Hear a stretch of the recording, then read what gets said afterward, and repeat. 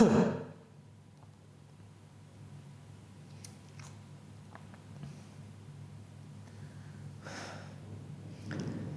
सभी किसान भाइयों को नमस्कार। मेरा नाम है नितेश जैन और आप सबका स्वागत करता हूं मैं अनाज के इस ऑफिशियल यूट्यूब चैनल पे। दोस्तों, आज के इस वीडियो में हम आपको जानकारी देंगे मक्का की संपूर्ण खेती के बारे में। शुरुआत से अंत तक किस तरीके से आपको मक्का की खेती करनी है वो सारी जानकारियां देंगे। दोस्तों, वीडियो थोड़ा सा लंबा होगा, इसी वजह से हमने यहां पर इसको कैटेगरी वाइज बांटा है। आप चाहे जहां से वीडियो को प्ले कर सकते हैं। इस वीडियो में हम आपको बताएंगे कि मक्का की फसल से संबंधित जानकारी देंगे, इसकी उपयुक्त मिट्टी, जलवायु और तापमान के बारे में बताएंगे, इसकी उन्नत किस्मों के बारे में बताएंगे, खेत की तैयारी किस तरीके से करनी है, सही समय और सही तरीका कौन सा होता है, सिंचाई, रोग निदान, तुड़ाई, पैदावार और लाभ और सावधानियां क्या क्या रखनी है मक्का की खेती करते समय, ये तमाम जानकारियां देंगे आपको दोस्तों इस वीडियो के माध्यम से। आइए दोस्तों, शुरुआत करते हैं सबसे पहले कि फसल से संबंधित जानकारी आपको दे देते हैं। हमारे देश में मक्के, गेहूं के बाद सबसे अधिक उगाई जाने वाली फसल है। मक्के की फसल को अनेक तरह से उपयोग में लाया जाता है। यह मनुष्य और पशुओं दोनों के लिए ही आहार का काम करती है। इसके अलावा व्यापारिक दृष्टि से भी इसका बहुत अधिक महत्व है। मक्के की फसल को मैदानी क्षेत्रों से लेकर 2700 मीटर ऊंचे पहाड़ी क्षेत्रों में भी आसानी से उगाया जा सकता है। भारत में मक्के कई उन्नत किस्में उगाई जाती है जो कि जलवायु के हिसाब से शायद ही अन्य देशों में संभव हो। मक्का कार्बोहाइड्रेट, प्रोटीन और विटामिन का अच्छा स्रोत है जो कि मानव शरीर को ऊर्जा से भर देता है। इसमें भरपूर मात्रा में zinc, copper, phosphorus, magnesium, iron, manganese जैसे खनिज पदार्थ भी मौजूद होते हैं। मक्का एक तरह से खरीफ ऋतु की फसल होती है, किंतु जहां सिंचाई के साधन उपलब्ध है वहां इसे रबी और खरीफ की अगेती फसलों के रूप में उगाया जाता है। मक्के की फसल की बहुत अधिक मांग है, इसकी वजह से इसे बेचने में भी आसानी होती है। और उपयुक्त मिट्टी, जलवायु और तापमान की अगर हम बात करें दोस्तों, तो मक्के की खेती को सामान्य तौर पर किसी भी भूमि में कर सकते हैं, किंतु अच्छी गुणवत्ता और अधिक पैदावार के लिए बलुई, दोमट मिट्टी और भारी भूमि की आवश्यकता होती है। इसके अलावा भूमि अच्छी जल निकासी वाली होनी चाहिए, पानी रुकना नहीं चाहिए, पानी बहते हुए रहना चाहिए। मक्के की खेती के लिए लवणीय और क्षारीय भूमि को उपयुक्त नहीं माना जाता है। मक्के की अच्छी पैदावार प्राप्त करने के लिए उचित जलवायु और तापमान होना जरूरी होता है। इसकी फसल उष्ण कटिबंधीय क्षेत्रों में अच्छे से वृद्धि करती है। इसके पौधों को सामान्य तापमान की आवश्यकता होती है। आरंभ में इसके पौधों को वृद्धि करने के लिए नमी की आवश्यकता होती है। 18 से 23 डिग्री का तापमान पौधों की वृद्धि और 28 डिग्री का तापमान पौधों के विकास के लिए अधिक बेहतर माना जाता है। उन्नत किस्मों के बारे में अगर मैं बताऊं दोस्तों आपको, तो पैदावार और समय के अनुसार मक्के की किस्मों को 4 भागों में बांटा गया है। मक्के की अधिक जल समय में तैयार होने वाली किस्में, 75 दिन से कम समय वाली जो किस्में हैं, जवार मक्का 8, विवेक 43, विवेक 42, विवेक 4, विवेक 17, प्रताप हाइब्रिड मक्का 1। ये तो है जो 75 दिन में तैयार हो जाती है, और ये है दोस्तों जो 85 दिन तक लेती है। इसमें आपको नाम बताऊं, DHM 107, DHM 109, जवार मक्का 12, अमर, आजाद कमल, पंत संकुल मक्का 3, चंद्रमणि, प्रताप 3, विकास मक्का 421, हिम 129, पूसा अर्ली हाइब्रिड मक्का 1, पूसा अर्ली हाइब्रिड मक्का 2, प्रकाश PMH 5, pro 368 X 3342, DK 7074, JKMH 175, हाइसलेशन एवं बायो 3637। ये तमाम तरह की मक्का है जो दोस्तों 85 दिन में आती है। और 95 दिन वाली जो इससे और ज्यादा अधिक दिन लेती है वो कौन सी है दोस्तों? जवार मक्का 216, HM 10, HM 4, Pratap 5, P3441, NK 21, KMH 3426, KMH 3712, NMH 803, बिस्को 2418।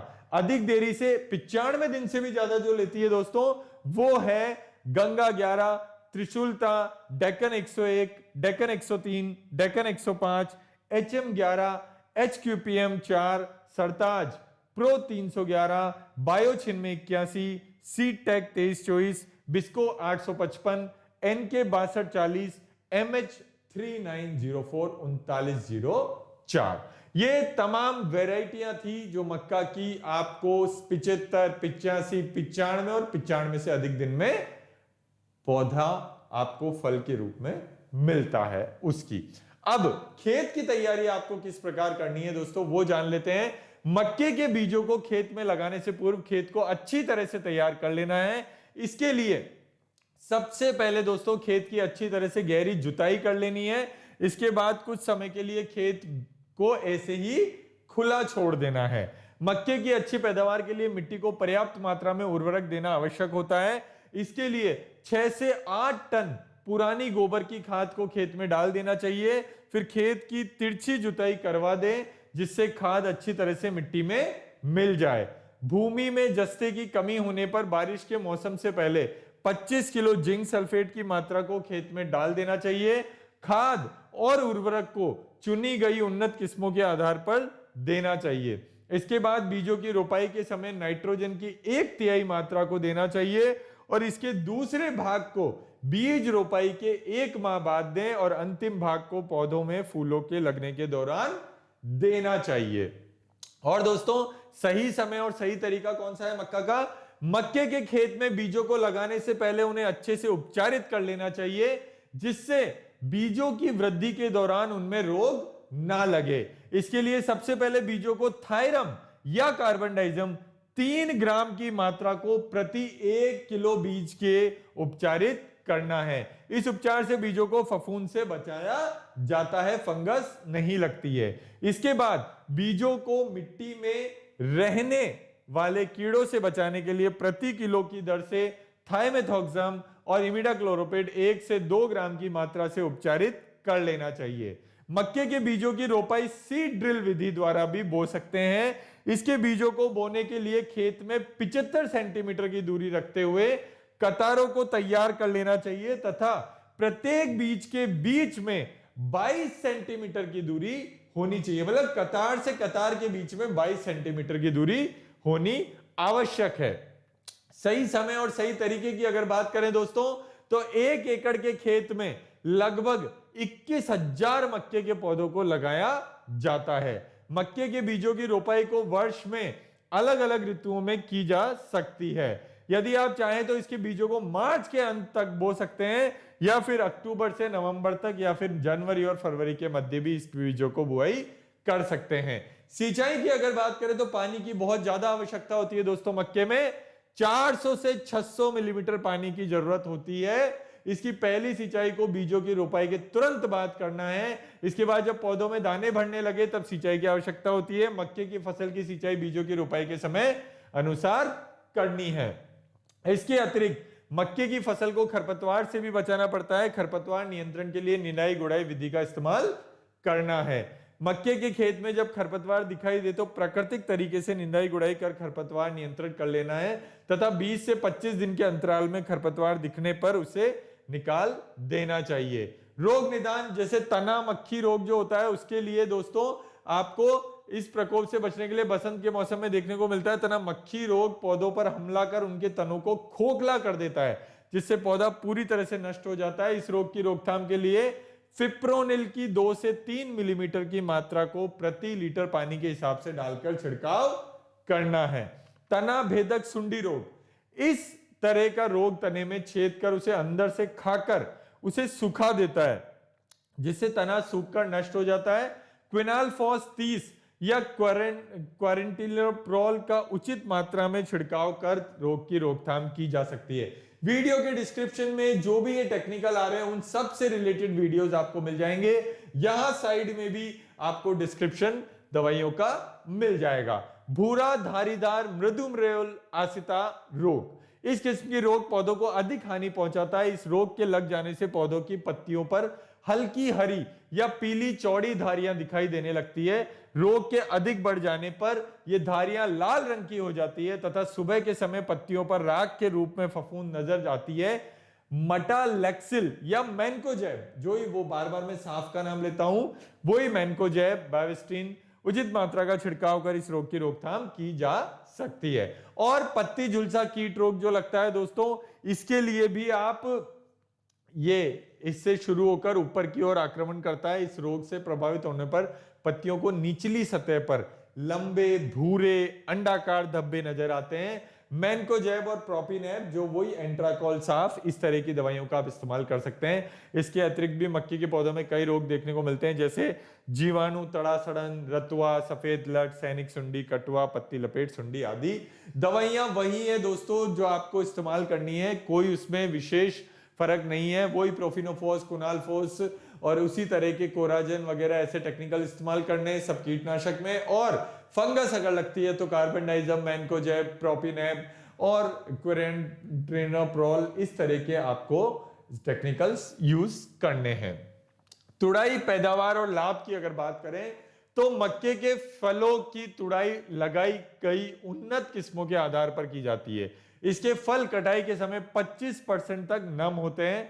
मक्के की कटाई के बाद इसकी गहाई की जाती है, जिससे इसके दोनों को निकाला जाता है। गहाई मतलब जो ये भुट्टा होता है, इसके दाने निकालते हैं, उसको गहाई बोलते हैं। दानों को निकालने के लिए सेलर का इस्तेमाल किया जाता है, थ्रेशर का इस्तेमाल कर भी इसके दाने को निकाल सकते हैं। मक्के की कटाई और गहाई के बाद निकलने गए इसके दानों को अच्छी तरह से धूप में सुखाकर भंडारित कर लिया जाता है।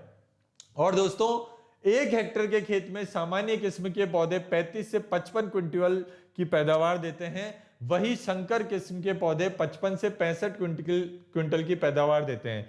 मक्के का बाजारी भाव 15 से 20 रुपए के मध्य होता है, जिससे किसान भाई इसकी खेती कर अच्छी कमाई कर सकते हैं।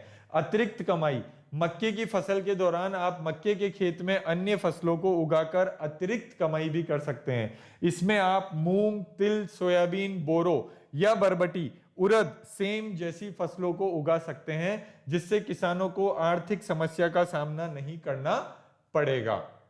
और दोस्तों ये तमाम जानकारियों के बाद में अब बात कर लेते हैं सावधानियों की। सावधानी रखना बेहद जरूरी है दोस्तों, क्योंकि सावधानी हटी दुर्घटना घटी। बच्चों को दवाई, खाद, बीज, इन सब से आपको दूर रखना है, जहरीले पदार्थों से दूर रखना है। हाथ के दस्ताने, मुंह पे मास्क हमेशा लगा के ही आपको दवाई का स्प्रे करना है, बीज का उपचार करना है, बीज की बुआई करनी है। और दोस्तों भूखे पेट कभी भी खेत में नहीं जाना है। अच्छा सा आहार लेकर, भोजन लेकर ही आपको खेत में स्प्रे करने जाना है। और बेहतर परिणामों के लिए हमेशा नैपसेक स्प्रे पंप और फ्लैट फैन नोजल का ही प्रयोग करना है। दवाई का कभी भी आपको हवा से विपरीत दिशा में स्प्रे नहीं करना है। मतलब जिस दिशा में हवा बह रही है उसी दिशा में स्प्रे करना है, ताकि दवाई की एकमात्र बूंद भी वेस्ट नहीं जाए और दवाई का किसी भी प्रकार से कोई भी इसका अवमूल्यन ना हो, इसकी डोज खराब ना हो और आपका पैसा व्यर्थ ना जाए। दवाई का पूरा उपयोग करने के बाद में जो खाली बोतल, खाली डिब्बा, खाली थैली, खाली कट्टा बचता है, इसको तोड़ मोड़ के नष्ट करके आबादी से दूर जमीन में गाड़ दीजिए दोस्तों। अन्य किसी उपयोग में इसको बिल्कुल नहीं लेना है। आप चाहें तो इसको धो के रिसाइकल करने के लिए कबाड़ी वाले को बेच सकते हैं। अंतिम आवेदन, जब भी आप दवाई का करें उसके 20 दिन बाद ही आपको फसल काटने जाना है। मधुमक्खी पालन के क्षेत्र में, मछली पालन के क्षेत्र में दवाई का प्रयोग बहुत ही सावधानी पूर्वक करना है। हवा या पानी के माध्यम से उनको किसी प्रकार की हानि नहीं होनी चाहिए।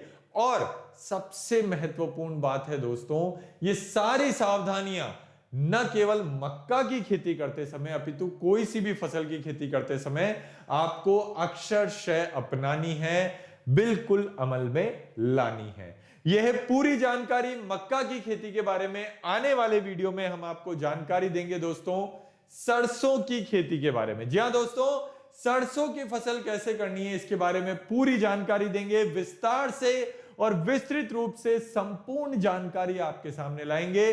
अगर आपको यह वीडियो पसंद आया हो तो प्लीज इस वीडियो को लाइक करिए, चैनल को सब्सक्राइब करिए, नोटिफिकेशन का बेल आइकन जरूर दबा लीजिए दोस्तों, घंटी वाला बटन, ताकि आने वाले वीडियोस की जानकारी आपको नोटिफिकेशन के माध्यम से मिलती रहे और आपका और हमारा साथ ऐसे ही बना रहे। दोस्तों नमस्कार।